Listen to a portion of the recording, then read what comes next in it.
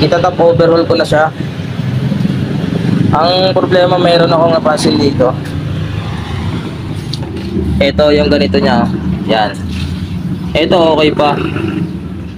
Kaso ito sagad. Sagad yung ikot. Yan, naka-timing naman siya. Yan, naka-timing. Ang dahilan ng ganito, pudpud yung valve. Tingnan natin kung tama yung hinala. Kung pudpud ang valve niya. Ang taas na nung adjustment. Kaya siguro meron siyang usok. Tsaka medyo maingay. Natanggal na natin yung carb. Tsaka yung mga tornilyo dito. Tsaka yung rocker arm. Bunutin na natin yung head. Dandahan na, baka matumba.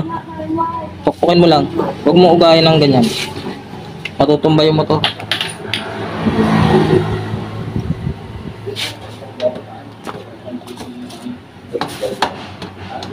Teka. Ayan, nakita ko na yung problema. Yung pinalit na valve dito hindi tugma. Ayan o. Lampas, kaya pala may usok. Kaya may usok, hindi tugma yung valve. Sobrang laki oh. Sobra dun sa valve seat niya. Yung exhaust, okay naman yung exhaust. Yung pala naging problema, tinap-overhaul na to dati. Pero sala yung gawa. Sala ang gawa ng mekaniko. May bakas din ang langis dito. Tingnan natin kung sa valve seal. Baka yung valve seal din may malutong na. Lilinisin lang natin yan. Tapos bubunutin natin yung piston para makita ko yung block. Sa tansya ko yung block nito ay napalitan na rin. Yan, nakita na natin ulit yung problema ng kanyang, yung nilagay kasi dito na valve, yung valvula. Ito, sobrang laki. Tapos mataba to. Masikip to sa valve guide. Hindi tulad nitong dapat na pinapalit dito sa mga ganitong motor pang CG. Tulad nito. Ayan o, luwag yan. Yan, luwag. Madaling isalpak. Yung nakalagay kasi dito, ito, yung luma, masikip. Pinalo ko pa yan para lang matanggal. Ayan o. Kailangan mo pang ipagpilitan bago pumasok. Tas to. Yan o, ayaw nito. Ito, pinukpo ko lang yung intake. Sobrang laki talaga ng intake. Yan, ayaw na mabunot. Sobrang laki nito tapos malapad. Kaya lampasan siya dyan.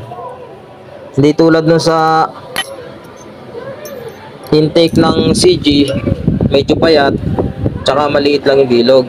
Sakto lang talaga dun sa may valve seat nya. Ito, dito sa may upuan na to, sakto lang yan dyan. Yan o. Tsaka pasok agad. Yan o. Hindi siya nag-overlock dito. Meron din dito sa exhaust. Yan o. Pasok yan. Hindi mo na pa kailangan pinitin niya na para lang pumasok ko sa loob. Yan. Tapos yung piston, baliktad. Pero okay na rin yan kasi wala namang hindi na matatama yung, hindi ko lang alam ba't may ganito X. Pag X kasi na ganyan sa exhaust, baka hindi rin to yung kanyang piston na stock. Hindi rin yan yung kanyang piston na stock. Pinalitan nila yan. Tapos ito, hindi na rin siya stock. Pinalitan na rin yung block. So, linisin ko muna lahat. Tapos, lapping natin yung valvula para luminis to. Yan, lilinisin natin yan. Tapos yung valve seal, bago yung nakalagay na valve seal dito ito, papalitan pa rin natin yan. Valve tsaka valve seal. Yung piston, okay na muna yung piston. Wala nang problema yung piston ring, okay naman. Linis lang ang kailangan. Tapos dito, naglagay sila ng gasket maker. Yan. Dapat walang gasket maker yan, hindi natin lalagyan yan.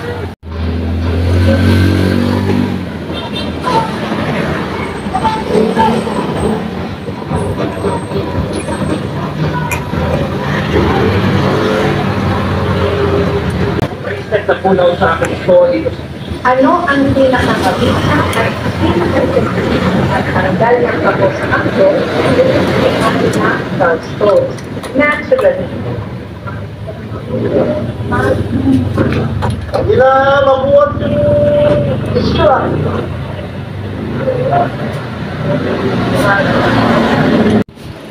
Yan, okay. Kakapit na natin yung block para matesting natin. Sana wala nang usok kasi hindi ako nagpalit ng piston ring. Pinalitan ko lang yung valve tsaka valve seal. Tapos hinasa ko. Ayan, isasalpa ko lang tapos testingin na natin kung wala nang usok. Para may kabit ko na yung tangke at tsaka yung upuan. Makapit na natin yung ibang pyesa. Tapos linis. Pwede nang tumakbo yan. Yung sa rim, tatanggalan ko ng kalawang. May preno na rin sa harap, kompleto na. Yung sa likod na lang yung kulang. Preno sa likod. Yan, tatapusin ko lang yan. At pati-testing na natin yung motor ulit. Ito na yung head. Okay na siya, malinis. Yan. Tapos bago na yung valve seal. Napalitan na natin ng bagong valve seal at bagula. Wala na siyang overlap. Yan o, saktong-sakto na siya dito. Okay na yan. Ibabalik na. Ito yung tappet screw. Yan, ito yung sa exhaust. Tapos yung sa intake. Yan, hindi ko pa siya ginagalaw. Ayan na. Ayan, ma-close up. Hindi ko pa siya ginagalaw. Ayan, yan yung adjustment ng kinalas ko. Yan, yan yung adjustment ng kinalas ko. Sobrang haba. Ayaw mag-focus.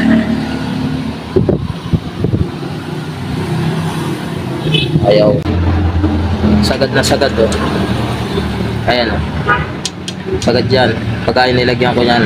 Wala pa tayong push rod. Lagyan natin muna yung push rod. Bali, magbabawas muna ako ng ikot ng tappet screw.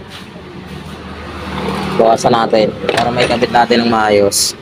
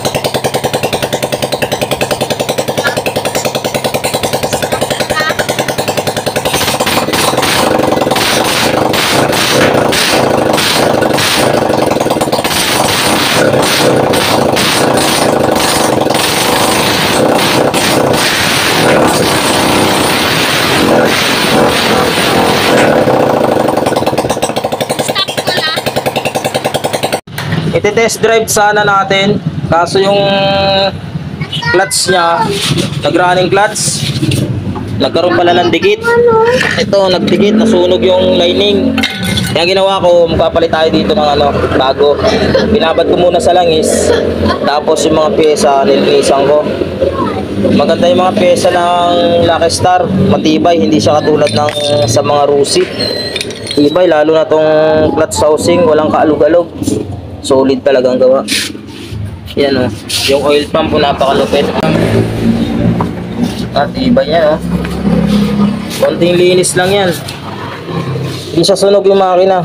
Na-stock lang talaga to kaya nagkaganito.